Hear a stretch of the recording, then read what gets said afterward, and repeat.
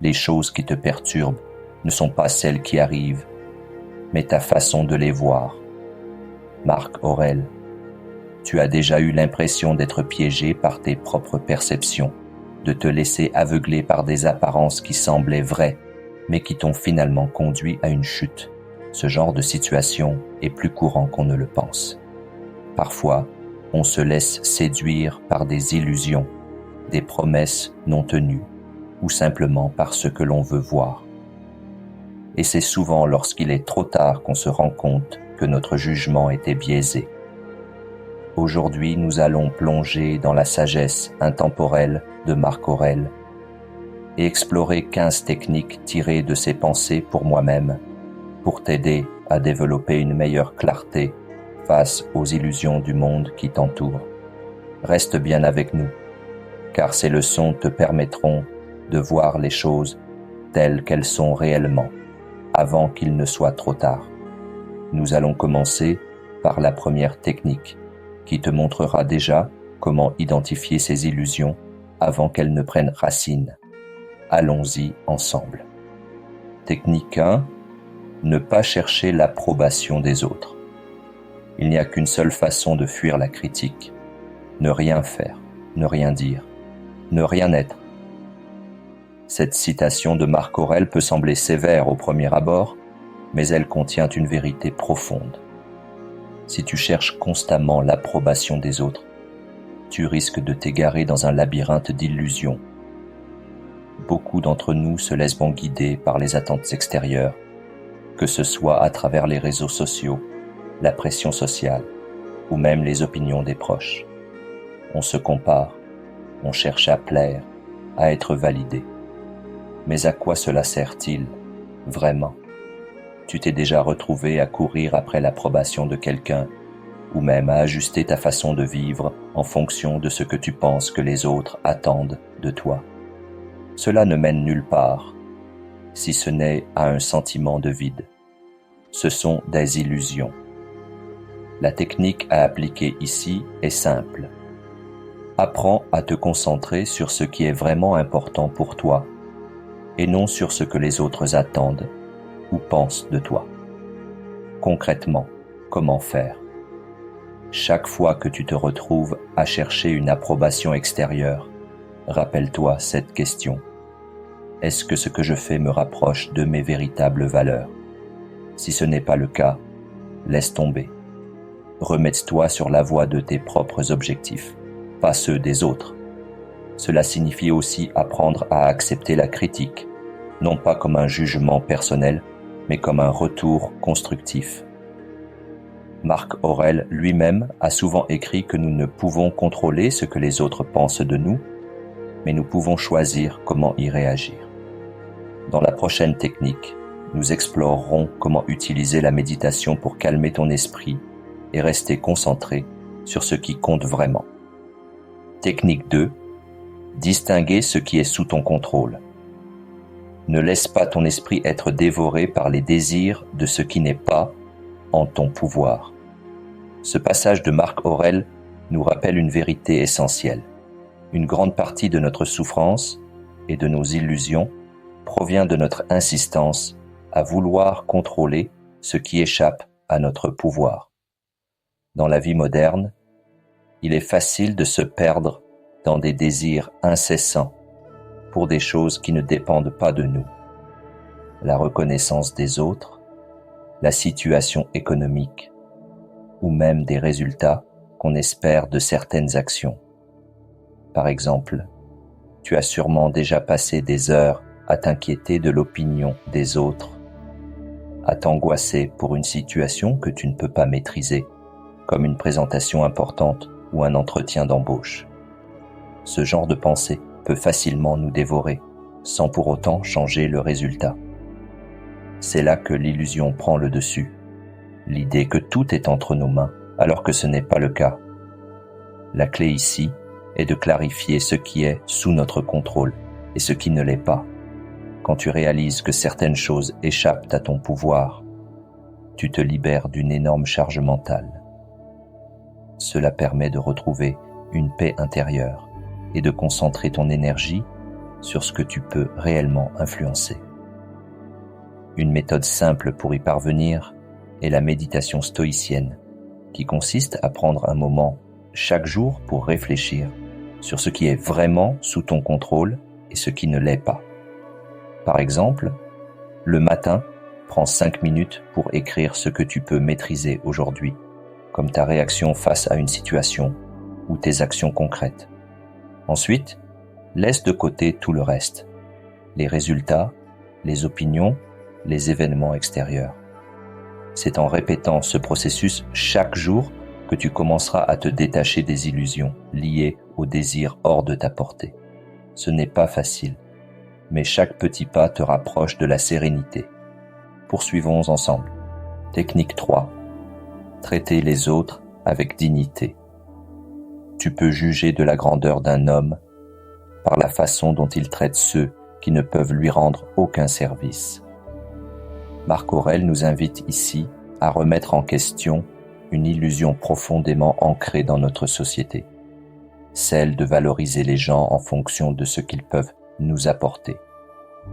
En d'autres termes, souvent, nous avons tendance à mesurer la valeur d'une personne par son utilité pour nous, que ce soit dans notre vie personnelle, professionnelle ou même sur les réseaux sociaux.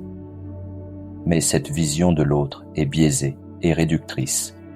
Prenons un exemple simple et concret.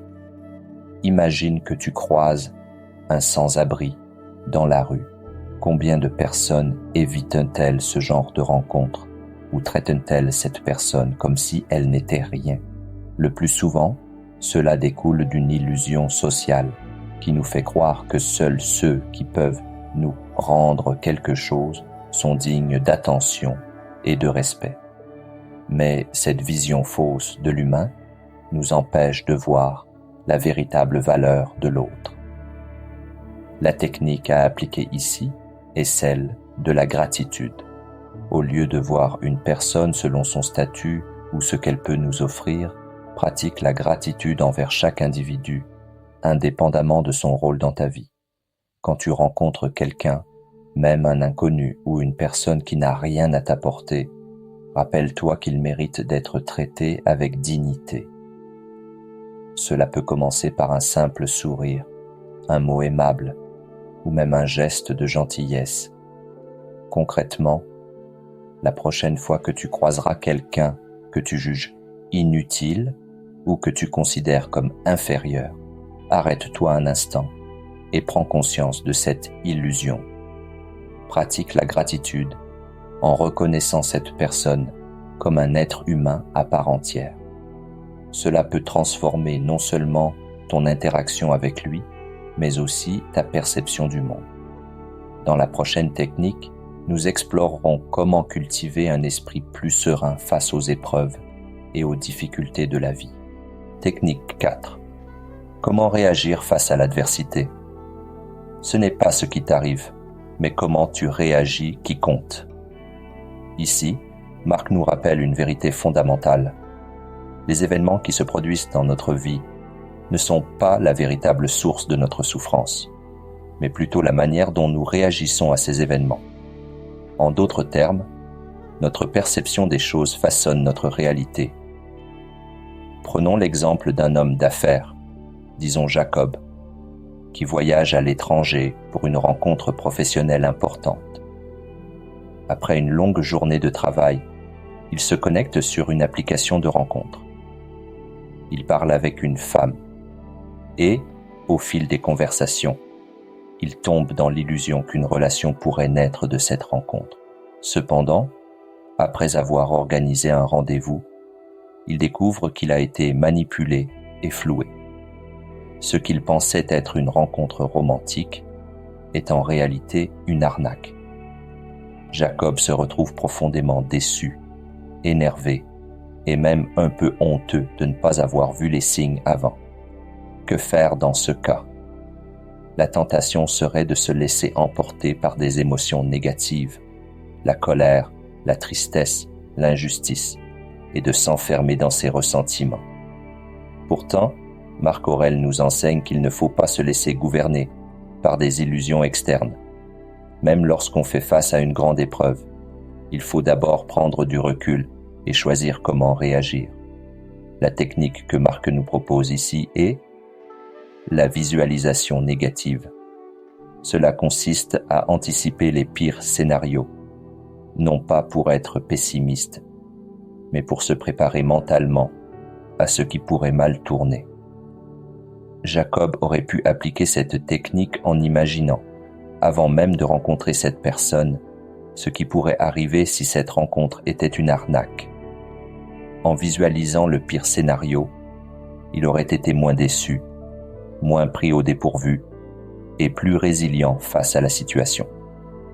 La visualisation négative permet de tempérer nos attentes et de mieux gérer nos émotions lorsqu'un événement négatif se produit.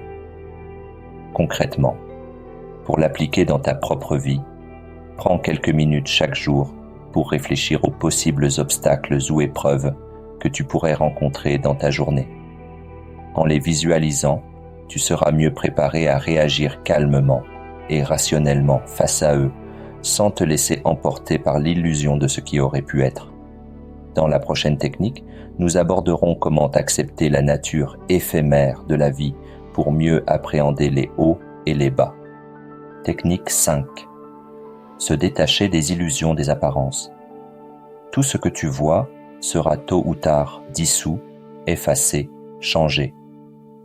Ce passage de Marc Aurèle nous rappelle que les apparences sont toujours temporaires. Ce qui semble solide et permanent aujourd'hui sera inévitablement modifié ou effacé avec le temps. Nous passons souvent notre vie à nous concentrer sur des choses extérieures, la beauté physique, la richesse ou même les événements mondiaux, comme si ces éléments étaient le centre de notre réalité. Pourtant, tout cela est éphémère. Se fixer uniquement sur ces apparences, c'est se perdre dans une illusion. Imaginons par exemple une femme âgée, Madeleine. Chaque jour, elle regarde les informations à la télévision et elle se sent de plus en plus isolée et anxieuse. Les nouvelles sont souvent négatives et cela ne fait qu'aggraver sa perception de la solitude et du monde extérieur. Elle se laisse prendre dans cette illusion que la réalité du monde est faite de crises et de malheurs, et cela nourrit ses sentiments d'isolement et de désespoir. La clé ici, c'est de se détacher de ces illusions qui proviennent des apparences extérieures. L'idée n'est pas de nier la réalité des difficultés, mais de ne pas se laisser aveugler par elles. Ce que Marc Aurèle nous enseigne, c'est que tout ce que nous voyons, que ce soit une situation, une émotion ou même une crise, est transitoire. Rien n'est permanent, et ce qui paraît être une montagne aujourd'hui peut se révéler être un simple grain de sable demain. La technique à appliquer ici est la visualisation positive. Dans le cas de Madeleine, plutôt que de se concentrer sur les mauvaises nouvelles et les illusions de la solitude, elle pourrait utiliser la visualisation positive pour imaginer des moments de connexion et de joie. Par exemple, elle pourrait s'imaginer en train de passer un moment agréable avec un ami, ou même simplement en train de faire une activité qui lui procure de la paix intérieure, comme jardiner ou lire un livre. Cela l'aiderait à contrebalancer les pensées négatives et à se concentrer sur ce qui est encore sous son contrôle, ses choix de pensées et d'actions. Concrètement, pour appliquer la visualisation positive dans ta propre vie, prends quelques minutes chaque matin ou chaque soir pour imaginer des scénarios positifs. Comment tu aimerais que ta journée se déroule, ce que tu voudrais accomplir, ou même comment tu aimerais te sentir face à une situation difficile. Ce n'est pas un déni de la réalité, mais plutôt une manière de rediriger ton esprit vers ce qui est possible et positif, plutôt que de te laisser envahir par les apparences trompeuses du monde extérieur. Passons maintenant ensemble à la technique suivante. Technique 6. Accepter ses erreurs pour avancer. L'homme qui a mal aux yeux n'a pas honte de porter des lunettes, mais il a honte de reconnaître ses erreurs. Ce passage met en lumière un paradoxe de la nature humaine. Nous acceptons sans problème qu'un problème physique nécessite une correction, comme porter des lunettes pour mieux voir. Mais nous avons souvent du mal à reconnaître nos erreurs intellectuelles ou émotionnelles. Pourtant, nos illusions naissent souvent de notre perception biaisée de la réalité. Refuser de voir nos propres limites, c'est s'aveugler soi-même. Prenons l'exemple de Thomas, un étudiant en droit qui rêve de devenir avocat. Depuis son entrée en faculté, il s'est toujours convaincu que la seule chose qui comptait, c'était d'obtenir des notes parfaites. Mais lorsqu'il reçoit ses résultats finaux, il découvre qu'ils sont bien en dessous de ses attentes. Il se sent honteux, dévasté. Dans son esprit, ses notes sont une condamnation. Il pense qu'il n'aura jamais sa place dans le monde du droit et que ses ambitions sont finies. Mais cette vision est une illusion. Il est piégé par une perception biaisée qui associe directement ses résultats scolaires à son avenir professionnel. Or, dans la réalité, de nombreux avocats reconnus n'ont pas eu un parcours académique parfait. Ce qui compte réellement, c'est la capacité à apprendre, à progresser et à se démarquer autrement. La technique que Thomas aurait pu utiliser ici est le recadrage cognitif. Il s'agit d'un exercice mental qui consiste à voir une situation sous un nouvel angle, en changeant notre perception pour en tirer une leçon plutôt qu'un échec. Concrètement, Thomas pourrait appliquer cette technique en se posant les bonnes questions. Mes résultats sont-ils réellement une barrière infranchissable ou une opportunité d'apprendre et de m'améliorer? Quelles autres compétences puis-je développer pour me démarquer dans mon domaine? Quels exemples de personnes ont réussi malgré un parcours imparfait? En pratiquant ce recadrage, il comprendrait que ses notes ne définissent pas son avenir et qu'il peut encore de réussir en travaillant sur d'autres aspects de son profil. Des stages, des expériences pratiques, une spécialisation ou même une approche plus stratégique pour ses prochaines études. Si tu te retrouves dans une situation où tu crois qu'un seul échec remet tout en question, essaie d'appliquer cette technique. Pose-toi les bonnes questions, analyse la situation sous un nouvel angle et cherche la meilleure manière d'avancer plutôt que de rester enfermé dans une illusion. Dans la prochaine technique, nous verrons comment gérer nos jugements envers nous-mêmes et les autres pour ne pas être prisonniers d'une vision déformée de la réalité. Technique 7. Changer de regard sur soi.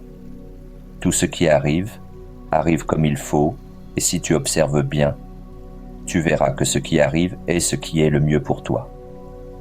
Cette citation nous invite à voir la réalité sous un angle différent. Parfois, nous sommes persuadés que ce qui nous arrive est une injustice ou un échec, alors qu'en réalité, c'est une opportunité déguisée ou une leçon précieuse. Nos illusions naissent souvent de nos jugements trop durs envers nous-mêmes, nous empêchant de voir ce qui est réellement bénéfique pour nous. Prenons l'exemple de Vincent, un homme d'affaires brillant, mais qui n'a jamais connu de succès en amour. Lors d'un gala professionnel, il remarque que les autres hommes sont habillés avec des costumes hors de prix, alors que lui porte un costume plus modeste. Il commence à se juger sévèrement. Je ne suis pas à la hauteur. Je passe inaperçu. Les autres doivent me voir comme un raté. Il interprète même le moindre regard ou la moindre interaction comme une confirmation de ce rejet. Mais ce qu'il ne voit pas, c'est que son jugement est une illusion. Ce ne sont pas ses vêtements qui définissent sa valeur. Ce n'est pas parce qu'il n'a pas trouvé l'amour jusqu'à présent que cela signifie qu'il n'est pas digne d'être aimé. Peut-être que ses expériences passées l'ont justement préparé à une rencontre plus significative, à un moment où il sera prêt à s'engager pleinement. La technique qui aurait pu l'aider ici est l'autodistanciation. Plutôt que d'être prisonnier de ses jugements intérieurs, il aurait pu prendre du recul et observer la situation de manière plus neutre, presque comme s'il était un simple spectateur. Concrètement, voici comment appliquer cette technique. Imagine que tu donnes un conseil à un ami qui se trouve dans ta situation. Que lui dirais-tu? Pose-toi la question. Est-ce que ce que je ressens en ce moment est un fait ou juste une interprétation biaisée?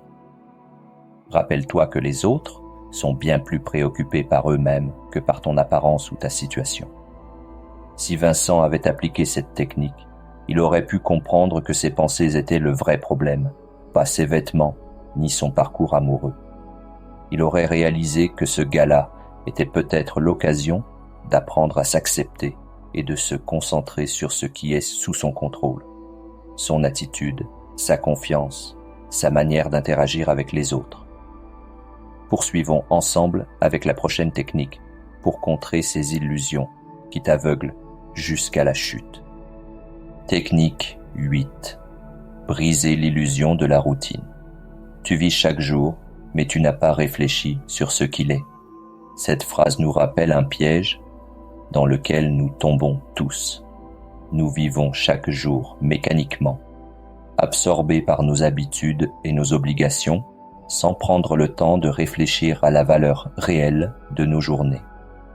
Nous nous laissons happer par la routine et nous passons à côté de ce qui compte vraiment. Prenons l'exemple de Marie, une mère de famille dévouée qui consacre toutes ses journées à sa maison et à ses enfants. Du matin au soir, elle enchaîne les tâches, préparer le petit déjeuner, emmener les enfants à l'école, faire les courses, nettoyer, cuisiner. Puis, le soir venu, elle est épuisée et a l'impression de n'avoir rien fait d'important. Cette routine se répète jour après jour, et avec le temps, elle commence à ressentir un profond vide. Elle se dit « Ma vie n'a aucun sens. Je fais tout ça, mais à quoi bon ?» Mais ce qu'elle ne réalise pas, c'est qu'elle est victime d'une illusion. Ce n'est pas sa vie qui manque de sens, c'est son regard sur sa propre existence qui est biaisé. Elle est tellement absorbée par ses tâches qu'elle ne voit plus leur véritable valeur. Chaque repas qu'elle prépare, chaque moment passé avec ses enfants, chaque petit geste d'attention contribue à leur bien-être et à leur éducation. La technique qui aurait pu l'aider ici est la pleine conscience appliquée à la routine. Plutôt que de voir ses journées comme une succession d'obligations, elle aurait pu prendre du recul et se reconnecter à la signification de ses actions. Voici comment elle aurait pu appliquer cette technique. Prendre un moment pour observer sa journée avec un regard neuf. Au lieu de voir les tâches ménagères comme une corvée, elle aurait pu les considérer comme un acte de soin et d'amour pour sa famille. Créer des rituels de gratitude. Avant de se coucher, elle aurait pu noter 3 moments de sa journée qui ont eu de la valeur, même s'ils paraissent insignifiants. Pratiquer la pleine présence. Par exemple, en prenant une simple tasse de café sans distraction, en savourant pleinement le moment plutôt qu'en pensant aux prochaines tâches à accomplir. Si Marie avait appliqué cette approche, elle aurait compris que sa vie n'était pas vide de sens, mais qu'elle devait simplement changer sa façon de l'observer. Dans la prochaine technique, nous verrons comment éviter une autre illusion qui nous empêche d'être véritablement libres et en paix avec nous-mêmes. Technique 9. Se libérer des distractions inutiles. L'esprit d'un homme qui a une pensée juste se trouve dans la simplicité. Dans un monde où tout est conçu pour capter notre attention, il est facile de se laisser distraire par des choses qui n'ont aucune réelle importance. Marc Aurèle nous rappelle ici que la clarté d'esprit vient de la simplicité. Plus nous éliminons les distractions inutiles, plus nous avons l'espace mental pour nous concentrer sur ce qui compte vraiment. Prenons l'exemple de Rebecca, une jeune femme ambitieuse qui rêve d'ouvrir sa propre entreprise de design. Elle suit des cours de gestion et travaille sur son projet. Mais il y a un problème. Elle passe des heures sur Instagram à scroller sans fin.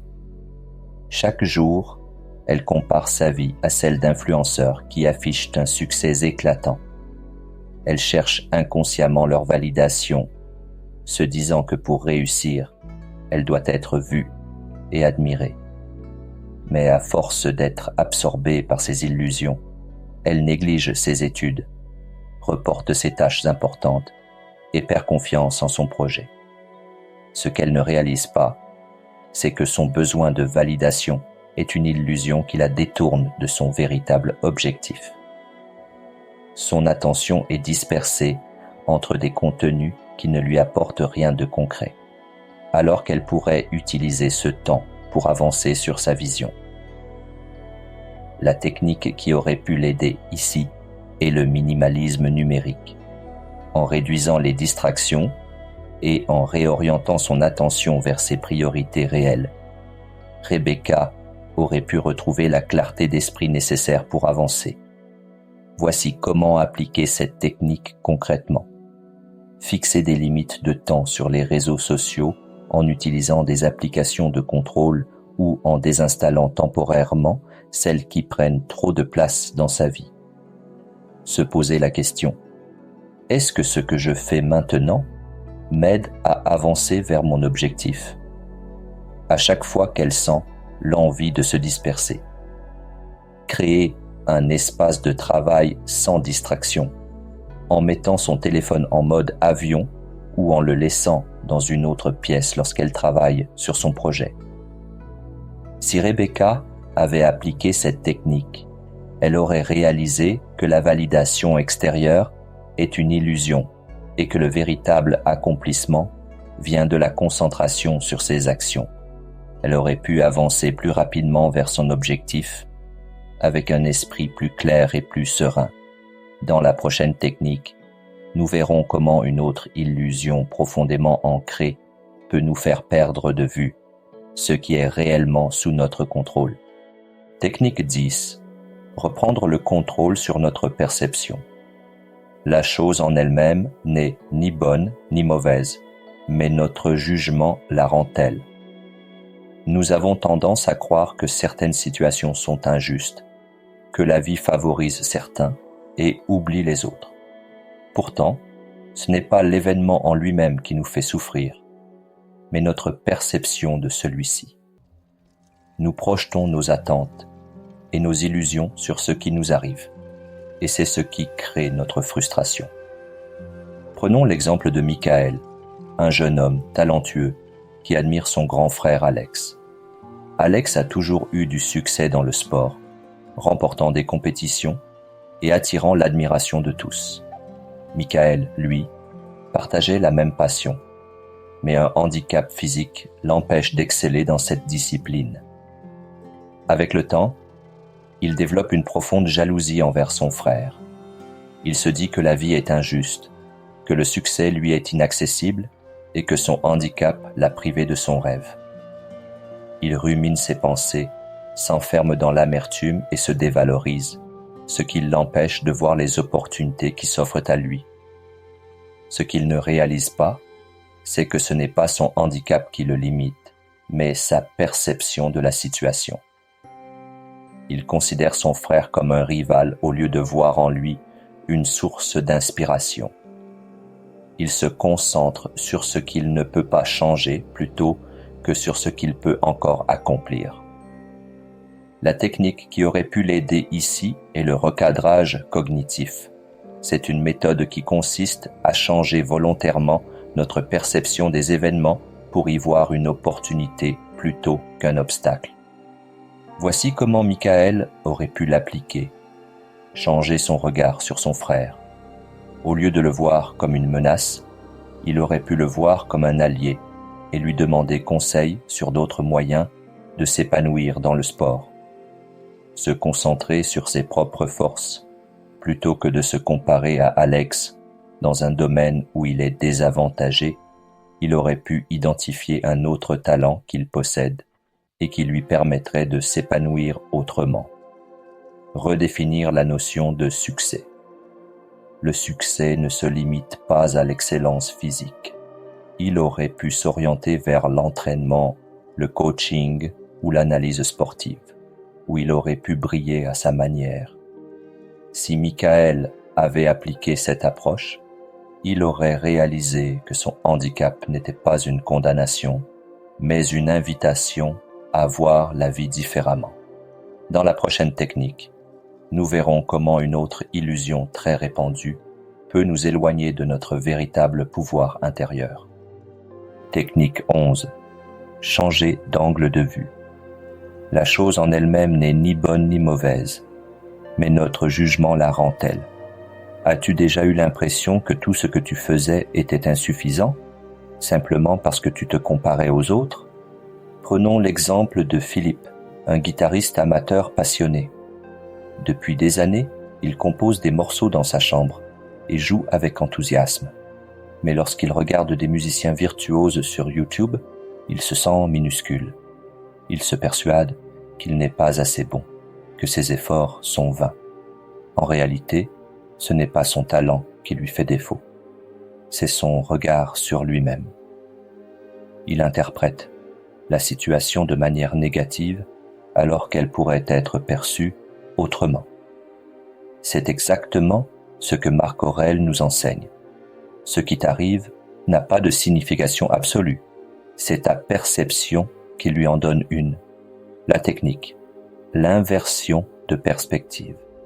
Plutôt que de voir ses lacunes, il aurait pu inverser sa perspective, en transformant son regard sur lui-même et sur son évolution d'un regard tourné vers le manque à un regard tourné vers la progression, ainsi que d'une vision comparative à une vision personnelle et mesurable.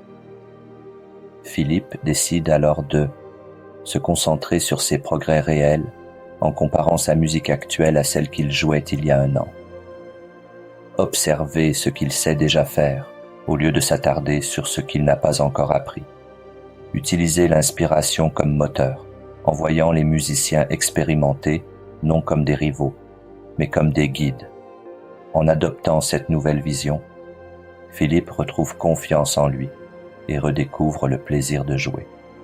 Et toi, as-tu déjà été victime d'un jugement trop sévère sur toi-même? Peut-être qu'un simple changement d'angle de vue suffirait à transformer ta perception. Passons maintenant à la prochaine technique de Marc Aurèle, qui nous révèle une autre illusion à déconstruire. Technique 12. Changer les autres ou se changer soi-même. S'il se trompe, avertis-le avec bonté et montre-lui son erreur. Si tu n'y réussis pas, accuse-toi toi-même, ou mieux, ne t'accuse même pas. Avez-vous déjà essayé de convaincre quelqu'un qu'il avait tort, seulement pour vous heurter à un mur? Vous vous épuisez à expliquer, argumenter, mais rien ne change. L'autre s'accroche à son point de vue et vous finissez frustré, en colère, voire blessé.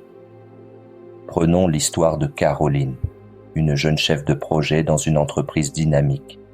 Elle travaille avec un collègue, Olivier, qui prend souvent des décisions impulsives sans consulter l'équipe. À plusieurs reprises, elle tente de lui faire comprendre que son approche crée des problèmes.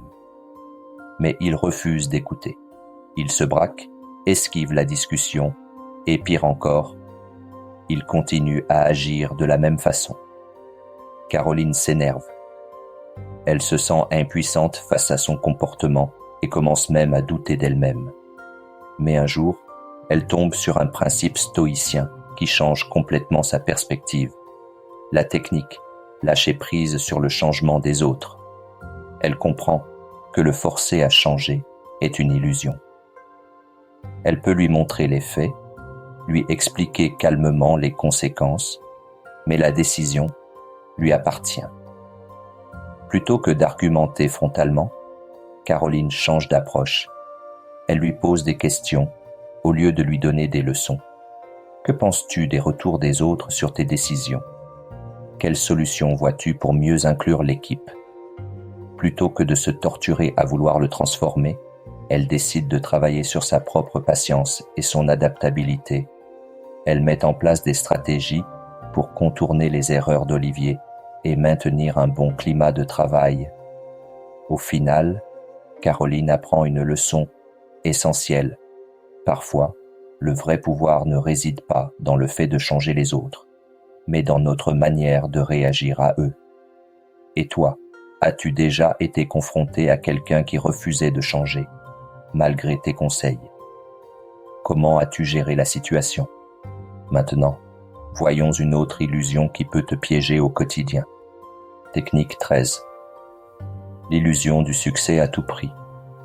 De quelle volupté on jouit des brigands, des débauchés, des parricides, des tyrans? Cette phrase est une remise en question radicale de ce que nous considérons comme le succès ou le plaisir. Elle nous pousse à réfléchir. Le fait d'avoir du pouvoir, de l'argent ou du plaisir sans limite, garantit-il réellement le bonheur? Aujourd'hui, nous sommes bombardés d'images de richesse et de succès éclatants. Les réseaux sociaux nous montrent des personnes qui semblent tout avoir. Voitures de luxe, voyages exotiques, soirées grandioses. Mais Marc Aurèle nous rappelle que ces plaisirs sont éphémères et parfois même trompeurs. Prenons l'exemple de Laurent, un jeune entrepreneur ambitieux. À 25 ans, il se lance dans la finance, attiré par les promesses de gains rapides. Très vite, il gagne de l'argent, s'achète une belle voiture, fréquente des cercles exclusifs. Mais il doit faire des compromis. Il triche, ment à ses partenaires, coupe des ponts avec ses amis d'enfance pour côtoyer des gens plus influents. Au début, il se persuade que tout cela en vaut la peine, mais avec le temps, il ressent un étrange vide intérieur. Il ne fait plus confiance à personne. Chaque relation est basée sur l'intérêt. Un jour, un scandale éclate et il perd tout du jour au lendemain. À ce moment-là, il réalise que tout ce qu'il poursuivait n'était qu'une illusion. La technique stoïcienne qu'il a utilisée, redéfinir ses valeurs pour un succès durable. Premier, interroger ses véritables motivations. Pourquoi poursuivons-nous un certain objectif? Est-ce pour l'épanouissement ou simplement pour répondre à des attentes superficielles? 2. Se concentrer sur ce qui a une valeur réelle. Les plaisirs matériels et l'approbation des autres sont temporaires. En revanche, les principes, la sagesse et les relations sincères sont durables. 3. Pratiquer la modération et la clarté d'esprit. Les stoïciens prônaient l'indifférence aux richesses extérieures et l'ancrage dans la vertu. Laurent aurait pu éviter son échec en prenant du recul, en définissant ce qui était vraiment important au-delà des apparences. Et toi, as-tu déjà poursuivi un objectif qui, une fois atteint, ne t'a pas apporté la satisfaction espérée? Maintenant, passons à une autre illusion encore plus subtile. Technique 14. L'illusion de la postérité. Tout est éphémère, ce qui perpétue le souvenir et ce dont le souvenir est perpétué. Nous avons tendance à croire que laisser une trace dans l'histoire est une garantie d'immortalité. Nous recherchons la reconnaissance, nous voulons que notre nom dure dans le temps, que nos actions soient mémorables. Mais Marc Aurèle nous rappelle une vérité simple. Tout finit par disparaître. Même les plus grands noms de l'histoire seront un jour oubliés. Prenons l'histoire de David, un auteur passionné qui a consacré sa vie à écrire un roman. Il rêve de reconnaissance, de voir son livre devenir un classique. Pendant des années, il perfectionne son œuvre, enchaîne les refus d'éditeurs et finalement, il décide de s'auto-publier. Mais le livre ne rencontre pas le succès espéré. Il vend quelques exemplaires, reçoit quelques avis positifs, mais son travail reste dans l'ombre. Il commence alors à douter. Tout ce temps passé, pourquoi? Il se sent invisible, inutile, presque trahi par le monde, qui ne reconnaît pas ses efforts. Il se demande s'il n'a pas perdu son temps. Il aurait pu appliquer la technique stoïcienne de se détacher du besoin de reconnaissance. Premièrement, comprendre que tout est temporaire. Même les œuvres les plus célèbres finiront par être oubliées. Ce qui compte, ce n'est pas la postérité, mais le plaisir et la valeur que nous tirons de nos actions dans le présent. Deuxièmement, se recentrer sur l'intention, pas sur le résultat. David aurait pu se libérer de son mal-être en écrivant par amour des mots, plutôt que pour être reconnu. La valeur d'une action ne dépend pas de la manière dont les autres la perçoivent. Et troisièmement, vivre pleinement l'instant et apprécier son propre chemin. L'obsession du souvenir nous empêche de profiter du présent. Lorsque nous nous détachons de cette illusion, nous retrouvons une paix intérieure et une motivation plus sincère. Et toi, y a-t-il un domaine dans lequel tu cherches la reconnaissance des autres plutôt que ton propre épanouissement? Il reste une dernière illusion à déconstruire. Et elle est peut-être la plus dangereuse de toutes.